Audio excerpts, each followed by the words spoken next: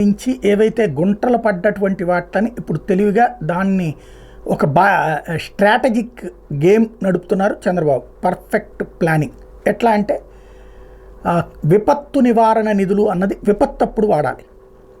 మామూలుగా రోడ్లు గుంటలు పూడ్చడం అన్నటువంటి రాష్ట్ర ప్రభుత్వపు బాధ్యత. అది గతంలో జగన్మోహన్ రెడ్డి చేయకపోవడం వల్లే గద్దె దిగడంలో అదొక రీజన్ అయింది. ఇప్పుడు ఈ గుంతలు పడ్డటువంటి రోడ్లను కూడా విపత్తు నివారణ నిధుల నుంచి పూడ్చబోతున్నారు. ఇది ఒక సంచలనాత్మకమైనటువంటి నిర్ణయం.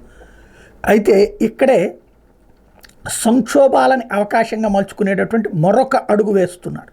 ఎట్లా అంటే పీపీపీ, పబ్లిక్ ప్రైవేట్ పార్టిసిపేషన్ పేరుతో రాష్ట్ర టోల్ గేట్లు రాబోతున్నాయి. 3900 కిలోమీటర్లు అంటే దాదాపు 4000 కిలోమీటర్ల మేర. అంటే ఇక పైన R&B రోడ్లలో కూడా టోల్ గేట్లు రాబోతున్నాయి. కాంట్రాక్టర్కి ఇస్తారు, కాంట్రాక్టర్ రోడ్డు వేసి ఆ పైన టోల్ గేట్ పెట్టుకుని డబ్బులు వసూలు చేసుకోవాలి.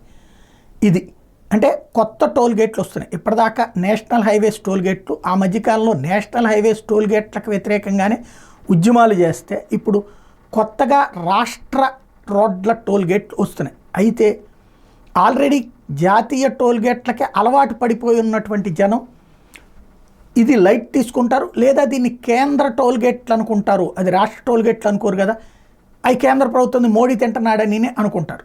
అంటే రోడ్లు వేసినటువంటి ఘనత చంద్రబాబుది అవుతుంది, టోల్ గేట్ల వసూలుకి సంబంధించినటువంటి పాపం మోడీది అవుతుంది.